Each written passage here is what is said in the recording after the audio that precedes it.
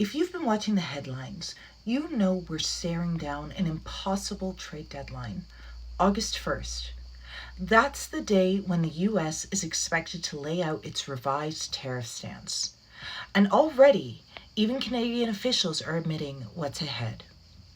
According to Prime Minister Carney, tariff-free trade looks unlikely. That's not a fringe prediction. That's the official line from Ottawa. And it comes at a time when inflation is up, wages are flat, and costs are crushing Canadians. So today, I'm asking a bigger question. How did we get here?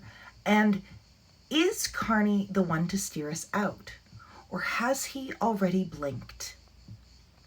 If you missed my deep dive in May, go back and watch Tariffs Explained. But here's the fast version. Tariffs are taxes placed on imports. Politicians love to claim they're punishing foreign companies. But in reality, tariffs raise prices for Canadians. Well, counter tariffs in this scenario. They make everyday goods more expensive. They disrupt supply chains, and they're often used as weapons in political chess matches. We've seen this movie before. Trump imposes tariffs, Canada retaliates, then tries to negotiate. But this time, even Carney's team is signaling there may be no deal, at least not one without permanent tariffs baked in. That changes everything about how Canada trades, what we pay, and whether our economy can actually grow. When Mark Carney stepped into leadership, the message was loud and clear. Canada would push back. His platform promised to protect Canadian workers, stand up to US tariffs, and deliver economic security. Elbows up, right? But fast forward just a few weeks, and that posture has completely evaporated. The day after meeting Trump in private, Carney's government dropped most retaliatory tariffs without a deal in hand. The Toronto Sun called it Carney Caves, and it hasn't stopped there. The Liberals also quickly walk back their digital services tax, the one aimed at the big tech giants, Meta, Amazon, and Google. That tax was supposed to ensure foreign digital companies pay taxes in Canada. Instead, it was shelved in the name of keeping negotiations open. While it would have only raised prices for Canadians, at the same time, so much for economic sovereignty and strength in principles. It raises a brutal question. Is this diplomacy or appeasement? And how long are Canadian households supposed to carry the cost? While households face rent hikes, food inflation, and record personal debt, Carney's been on a very different path so far this summer. Let's talk about what he has prioritized so far. He's backing Bill C5, which focuses on interprovincial trade reform, a move critics call symbolic, not urgent. He's promoting the upcoming CPTPP trade pact expansion with the UK. But that deal won't take effect until at very minimum this fall. He offered steel workers retraining instead of finding new markets for our steel.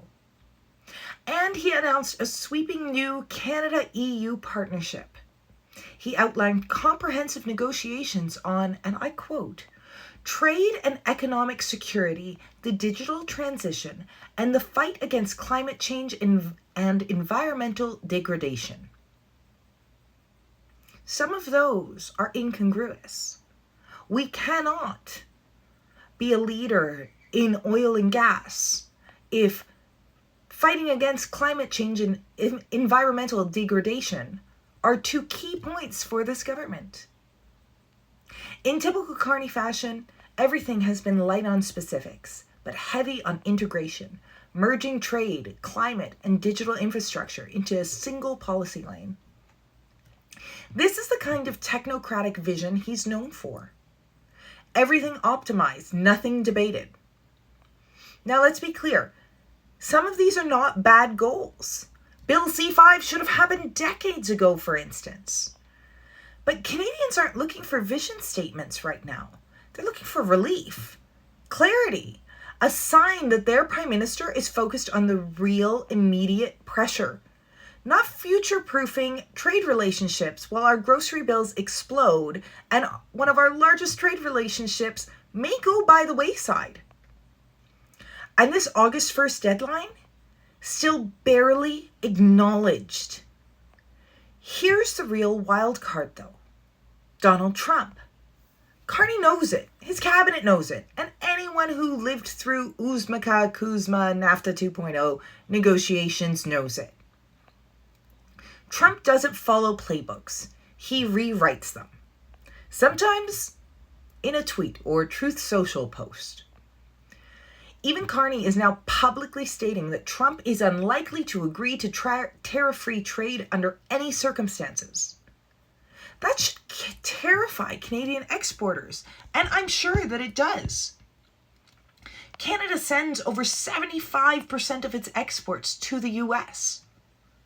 Because whether it's dairy, steel, or automotive parts, we've tied too much of our trade to a single, now very unpredictable partner. Worse, we're not ready for that shock. We failed to build a real backup plan and are continuing to fail to build a backup plan. And that's the part no one in power seems to be willing to admit. Here's what I believe Canadians deserve right now. Urgent trade diversification. Real negotiations with Asia, the EU, and Latin America. Domestic protections for our most vulnerable industries, and full transparency about what tariff scenarios are being modeled behind the scenes. Because let's face it, if we wait for Trump to decide Canada's fate, we've already lost. Instead of trying to manage the optics, Carney should be rallying the country, preparing us for economic fallout, and building public trust through straight answers, not global talking points. And if he continues to not do that, I'm going to continue to do that here. Have a wonderful afternoon.